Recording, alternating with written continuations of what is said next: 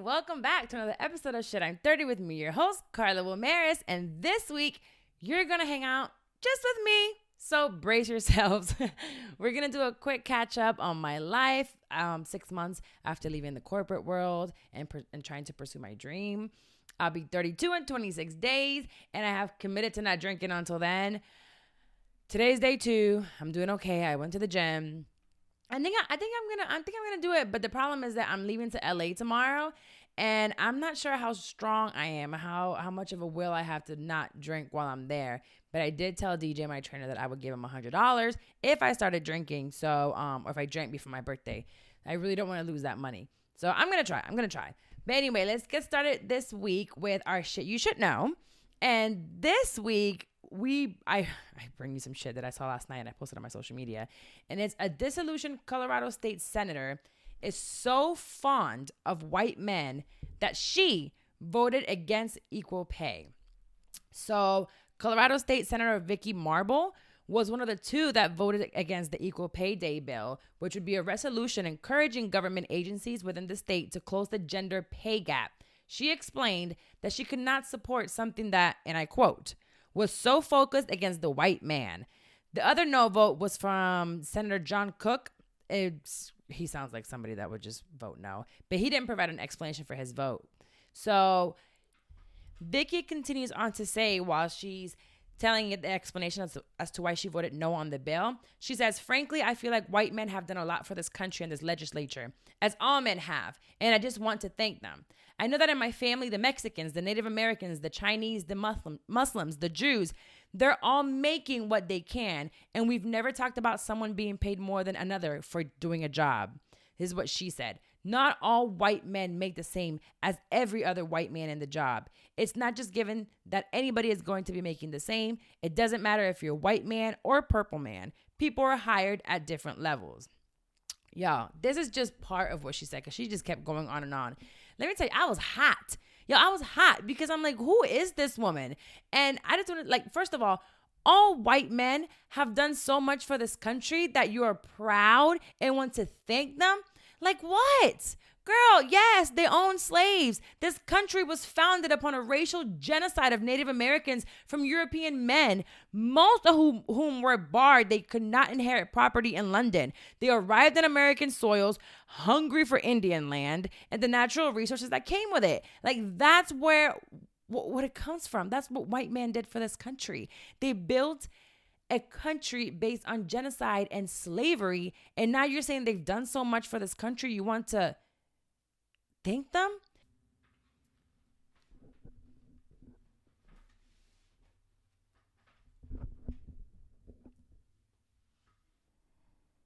Is that really what you want to thank them for? Women and people of color had to fight to be able to vote in this country, and it took for people of color, and now those other women that have the right to vote, they voted for you. Also, you would stand in your position and not fight for their rights because, hey, you're getting paid what you wanted and you're in the position that they allowed you to be in.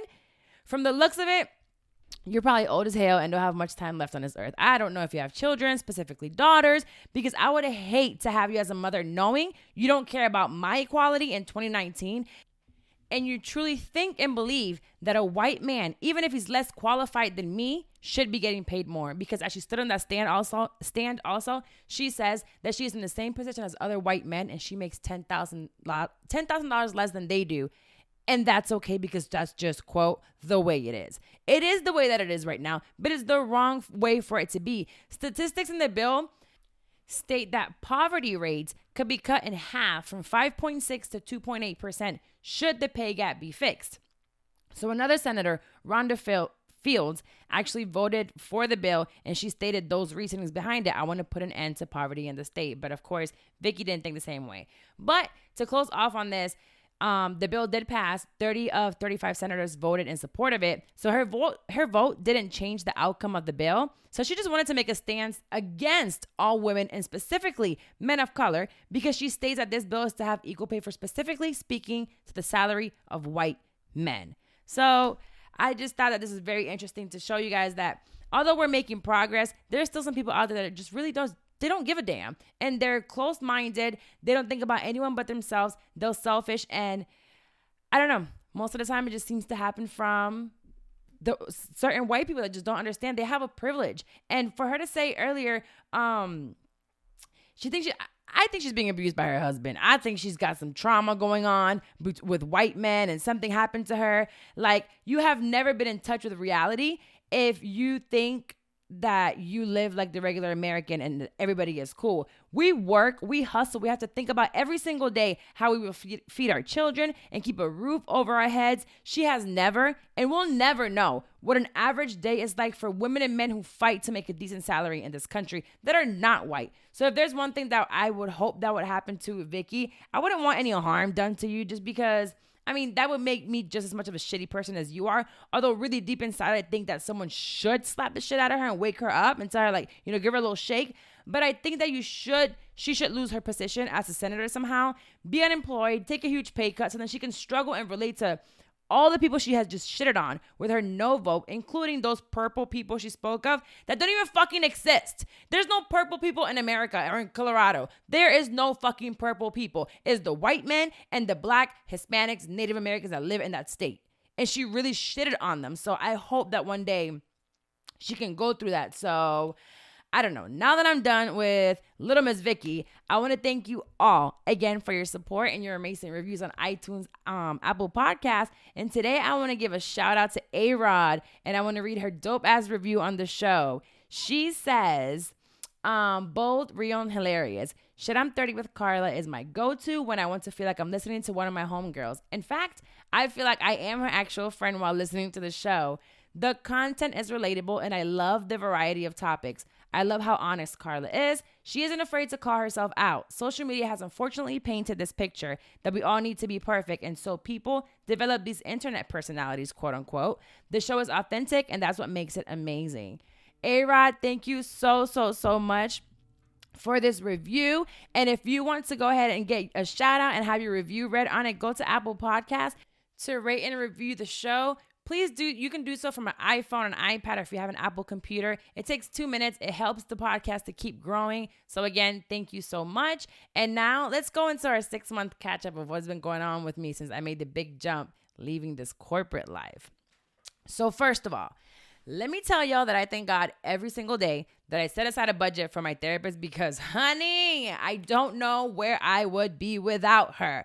I have had amazing highs, but just like anything else, sometimes you come down from those highs and go really, really low. I have been hustling, podcast trapping, like I call it. And I think one of the things that I have been doing that I can't put a monetary value on has been the amount of people that I have met throughout these last 6 months. I have had guests on my show that never in a million years that I think that they would agree to come as guests and like give me the contents and the gems that I look back now and I'm like, wow, without this platform, I would have never been able to experience and learn from other people like this. For example, Passport Cuddy, who I had recently talking about, downsizing as she did and living that in the social media and having this status. Walter Powell and Jackson White from Politoscope, absolutely loved them. If you guys haven't downloaded that Politoscope app, if you haven't heard that episode, definitely go and listen to it. James Smith, the ridiculously smart criminal defense attorney. Kimberly Stewart, the financial advisor. Recently, we just had fucking Justin Gatlin, the fastest man in the world. Like, oh my God. Wax Crazy Ass from Brilliant Idiots and Bully and the Beast, and so many of my friends that, just come on and shoot the shits with me, and we talk about, real things that are going on in our lives, my life, that I know that it affects you guys as well, like Dex, Jenna, Anthony, who's here all the time, Mandy's hoe ass, forget her, I'm just kidding, I love that girl to death. So many episodes in the last year that I can only have dreamt of I could have only dreamt of, had I not given this dream a shot and given it 110%, I would have still been sitting in an office in a corner thinking, can I ever meet Wax? Can I ever see the Breakfast Club live? Can I ever, travel to New York or go to LA or go to Atlanta or stay home and work on my craft? I would have never done it unless I made this leap. And I don't know where it's going, but it's going. Like, these episodes, no, they don't equal money. Like, they really don't. Just every time I drop an episode, it's like a check doesn't come in. But I will tell you what I tell my friends, and literally verbatim, you'll never see a happier broke bitch than me. I joke about this because, guys, I'm not seeing that fat ass check that I used to get every other Friday from my accounting job, Money's coming in slowly, much more than I could have anticipated at this moment. So I am grateful, and I have to think about the fact that not many people can do this. The fact that money is still coming in, the fact that I'm still traveling, the fact that I'm still eating, the fact that I'm still paying for my car insurance. I have to be thankful and look at all that and say, wow, I'm still living good, But it's far from what I want and what I'm used to. So how the hell am I so happy? Well, I'm following my passion. And I tell you guys all the time about Gary Vee. And he always says that your passion is what you're willing to do for free and still love it and still want to continue doing it. And now I truly understand again what my passion is and why I'm doing this. Here I am doing things like recording at loudspeaker networks, hanging out with people that I never thought would even know my name, and making a name for myself in a space that I know it's so hard to be recognized in. Even if you aren't amazing, you have to be amazing at what you do to be recognized in this space. Like you really, really do. So I'm trying to grow my name and who I am through this. So those lows that I was speaking of, according to my therapist, come from how hard I am on myself. I always want more. I have all these goals that I want to reach, right? And once I reach one goal, I'm automatically and instantly like, okay, what's next? And sometimes I don't take the time to celebrate those small victories and goals that a few months ago I could have only prayed for and wanted. So I am doing that. So I hope that you guys also, and I talk to my friends sometimes when they feel low and they feel like I'm not where I need to be. I'm like, you know what? Do a week goal, do a month goal, do a month and a half goal. And when you reach that goal, it doesn't matter how small it is, celebrate it. And the celebration can just be like sitting there and soaking it all in. Because if I don't sit here sometimes and soak in what I have already done, I bring myself down. And when I tell you I bring myself down, it's really low. Sometimes I don't want to get out of bed. I'm crying for no reason. My anxiety takes over and I'm like, girl, stop it. You're doing great. You're doing what you want to do. You just want more. And now just set yourself a plan to get what it is that you want next. Sometimes I forget that I need to plan what's coming next. It's not, the doors just aren't going to open. I have to kind of push them open. So I love this podcasting thing so much that you guys have all noticed. The consultations are rolling in, and I love that I can work with you guys from wherever I am. So every time I get a phone call, it doesn't matter where I am, I can do this. I went to Miami recently to go pick up my daughter from spring break. She was with her dad, and I ended up hanging out for a few days until I had to get her. And I was able to work from there because all I needed was my phone and my laptop. And I talked to 3 ladies from another state. They were amazing. And that to me is goals. Like I was dreaming of the day when I can do that. And boom, that day came. I sat back and I enjoyed myself. I was like, after those 2 consults that day, I just sat back and I said, wow, I just did that. And it might not be that each consultation is $1,000 because they're not.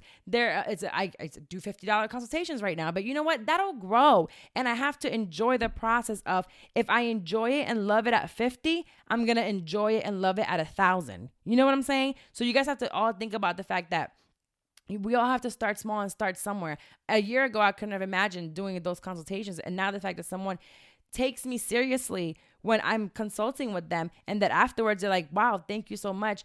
That's a victory. And I am celebrating those. So I have now all this time to focus on me because, as I said in a previous episode, I'm no longer in my long-term relationship. I love him to death. He really is my best friend. And I'm going through so much in this transition in my life that I need to focus on me. I have to be selfish with my time, with where I focus myself. And it's not fair to another person for me to stay in a relationship where I can't give them what they're willing to give me right now. So sometimes we have to be selfish when you really, really want something. And I wanted to be fair to him and I wanted to be fair to myself just because I needed to focus. Like focus is so important. So I sat back and I was like, what's my next calculated risk? Like, what are you going to do now, Carla? Because I talk to myself all the time and I answer too. So I think I'm a little crazy. So what can give you more exposure? Where can you go to make yourself be seen? How can you increase your connections and meet more like-minded people? How can you expand your vision? Like sometimes I feel trapped here where I am because I need to be around people that are like me. I need to network. I need to get out there. You know, sometimes you can plateau on yourself and you can't build an empire by yourself. You need an army with you. So after, again, sitting in front of my therapist in a funk, coming back from Miami, I was feeling low as hell. And I was just like, this is my reality. Like, what am I going to do next? So my next move is, and you guys are going to be the first to find out about it, I am moving to New York City. Holy shit. Oh my God. Just thinking about it, I get anxious. I want to throw up. I seriously think I have to take a shit right now because I just said this out loud. Saying it out loud and having a date for it really, I have to take a deep breath because it's wow. Like a summer in New York. The way I'm moving New York is like no other. And the opportunities that are there are endless for me.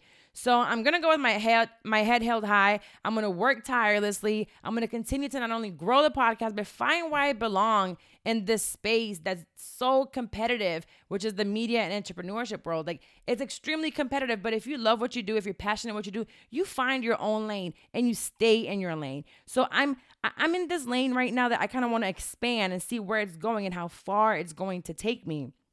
So New York City really is my next move. And I'm not moving to New York City forever. I am right now just moving there for the summer. So I'm going to go from May until August, and I am going to hustle my ass off. What can happen in those 2.5, 3 months? I don't know. But I'm open and ready to find out what those possibilities could be it. And this isn't easy for me at all. I'm anxious. I can't sleep a lot of nights, but I know that I'll never have this chance again. If I don't do it now, I'll never do it. Entrepreneurship is not easy and is not for everyone. I say this all the time. Not everyone can be an entrepreneur. We need employees. We need accountants. Not me though. We need all these different jobs. You know, I think everyone should have a side hustle a little bit, something that they enjoy to do outside of their job. And you can find a job that you truly love.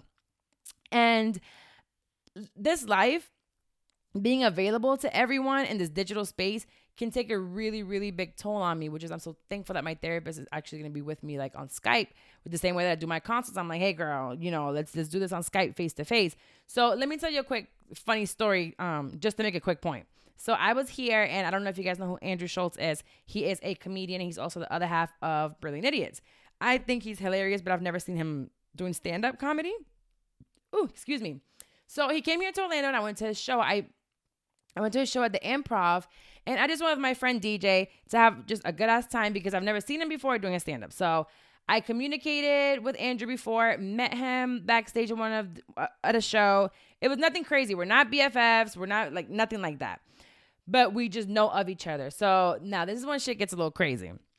The act that goes on before Andrew was on stage doing his thing. And I'm so mad that I don't know his name because he was really good and he's local here from Orlando. Like, he was really, really funny. He was a Puerto Rican guy. I'm going to find his name and like try to tag him on here. But anyways, while this guy is on, DJ's next to me. He tells me that he has to go to the bathroom to go take a shit. And I was like, oh, the French fries went right through you. Okay, cool. So I sat there by myself and I'm just waiting, watching this guy go and waiting for Andrew to come on. So now he leaves me by myself and there's a couple, a guy and a wife that are sitting directly next to me. So like my shoulder is probably 6 inches from the wife and the husband.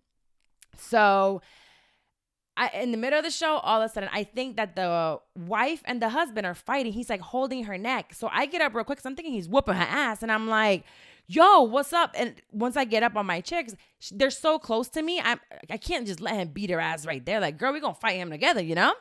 So when I realize that I look over, the girl's eyes are in the back of her head. And she is literally having a seizure, however the fuck you say it.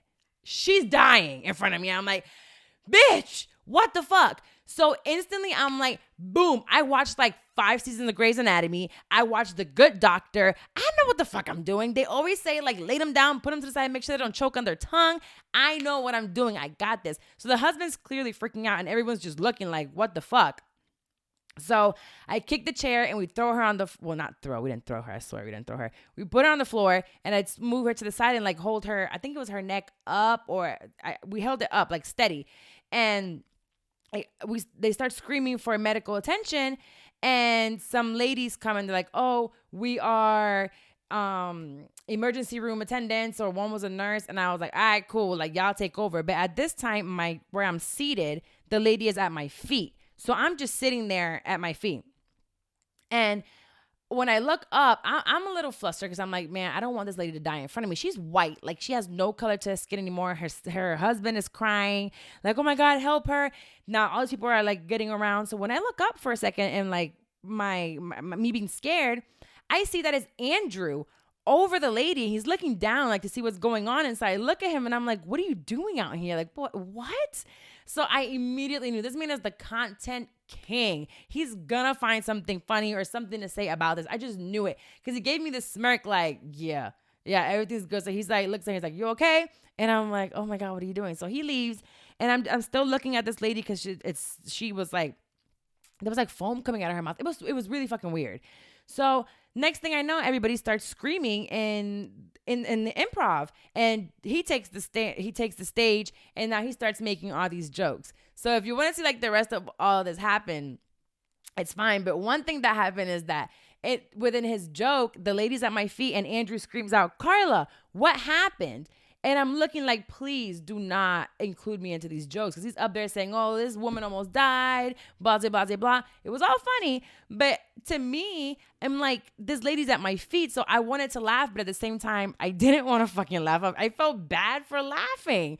So when he says my name, people around me immediately are like, oh, he knows you. Oh, he knows you by your first name. Like, how do you know him? And I'm looking around like, no, I don't know him like that. But it showed me that this life, all that story I tell you to show you that when you're around certain people, your exposure increases, and people in this world and this digital space think that they know you. And it's like, it's a gift and a curse. I love being able to reach every single one of you that listen to this podcast and every single one of you guys that follow me on social media. But sometimes it can get a little overwhelming because sometimes I want to retreat and go back. And if I'm in public and I can't enjoy doing something, not that this happened during the Andrew show. I had an amazing time. Everybody was dope. I know that it's coming and I have to be prepared to deal with it, which is why I'm going to keep going to therapy, because I don't know what my plan is for my future. All I know is that I'm working towards something that I really, really, really want. And I know this is going to be a side effect or something that comes with being known and being a part of the digital space. Well, with that being said, New York, you're not ready for Carla. I'm probably not ready either, but ready or not, here I come, baby. And I am literally the happiest broke bitch you will ever meet. But that all comes from being at peace with yourself and not worrying about anybody else but yourself and just literally staying in your lane. I'm super blessed that every single one of you guys has been here to experience the entire journey with me from beginning to where it's at now. And I don't know when the end. Hopefully there will be no end. There'll be no end because it doesn't matter which path I take. It'll still be a journey and I'm enjoying every single second of it. So thank you for riding with me. Let's go into unsolicited advice. I'm reading this one, but I need y'all, out of all the thousands of y'all, to send me some more emails. Come on, send me some unsolicited advice. Send me some solicited advice. Let me know how to help you because y'all, this shit like this, oh my God. It blows my mind. So this one says, I just want to make sure he isn't trying to run a game and see if I'll do it for him. Guys sometimes like to test girls, especially girls younger than them, to see if they can get them to do things for them. Okay. This is our second date. He's 44 and I'm 33. He said he's at work right now, so he asked me to buy them online. I think she meant movie tickets. Oh, we're going to go see a movie. And he'll give me the money tonight. But still, how long does it take to purchase movie tickets online? The time we spoke on the phone is the amount of time it would have taken him to buy them. And he's the one that wanted to see me again. Of course, he suggested to see me again. And of course, he left it up to me to choose what we would do. So I feel like I shouldn't have to pay initially even. I'm not looking for a sugar daddy or anything like that. I just like older men. I just decided I don't think I'm going. And I didn't tell him either. But I just want to know if you think this is a lot. Girl, first of all, you're 33, so you're not that much of a youngin', but you like older men. I think nowadays, men just, especially older men, and 44 is not that old, but they just don't do shit online or on their phones. It takes you nothing. And if you can't buy, first of all, if you have a problem with buying some movie tickets, girl, the popcorn and the soda and the beer you're going to have at the movie theater costs more than the fucking movie ticket. At least he's not asking you to buy a trip to Jamaica on your credit card at first and he'll pay you tonight. No, but it's a fucking movie ticket. If you can't buy a movie ticket, you shouldn't be dating anyway. And if you feel some type of way about it, girl, bye. Clearly, you guys have been on a date before, and if he had you do this before and he paid you, what's the problem now? And if you liked him and you would want to see him again because you're not looking for a sugar daddy, so that means you had a good time the first time, buy the fucking movie ticket. If he doesn't pay you back, then cut it off if it really bothers you that much. You know what I'm saying? But if you had a good time with him and all you had to do was buy some fucking movie tickets, shut up. Like, shut up. I do believe in, like, men taking care of the woman when you go out. But sometimes you can do it too. Like, it's not that big of a fucking deal. It's a movie ticket. So I don't know why you would ask this question, why you would think that you need advice from anyone other than yourself. Either don't date if you have a problem with buying a movie ticket, or actually go for a sugar daddy who's going to give you some sugar, okay? Okay. Now, I'm not even going to go too much more into that because I think it's stupid. It's just stupid. Like, guys, come on. We're old enough now where we know better. We know better. So you know what you want and what you don't want. So if that's not what you want, then don't play games with another man. He is 44 years old. He's trying to date. So why waste his time? Don't waste his time because clearly he ain't got much time left. He's 44 years getting a little old up there. You know what I'm saying? Don't waste his time. Anyways, let's go real quick to our shit talk. And this is going to be fast. If you are an iPhone user and use the FaceTime feature on your phone, if I call you on FaceTime, I'm calling to see your motherfucking face. If you can't FaceTime when I call you, then don't answer. Call me later or call me on the regular phone, which is what you can do. Really, you can literally like hit end and call me on the regular phone. I personally get 50 gigabytes of data on my phone before they slow me down with T-Mobile. I actually like T-Mobile, so shout out to T-Mobile. Thank you, T-Mobile. Been y'all forever. I haven't had a problem. But I am on my phone all day constantly, so I always use my data every single month. So if I call you on FaceTime, I expect to see your goddamn face. If you can't, don't use up all my fucking data. Just don't. Look at your, I don't want to see your ceiling. I don't want to see your table. Nothing. I want to see your fucking face. I don't get it. I thought this is something that it's common sense. You know what I'm saying? I don't want to see your kitchen while you're cooking. Bro, just call me on the regular phone. I'll talk to you regular. I called to see you on FaceTime. You don't have time on FaceTime. Then whatever. It is what it is. Anyways, that's that. I was somebody annoyed the shit out of me with that this week. And I literally just hung up. And now from now going forward, whenever somebody does that to me, I'm hanging up the phone within 3 seconds. You got 3 seconds. 1, 2, 3. If your face is not on the camera, I'm hanging up and that's it. You know? Anyways, thank you and goodbye, y'all. I will see you and talk to you next week.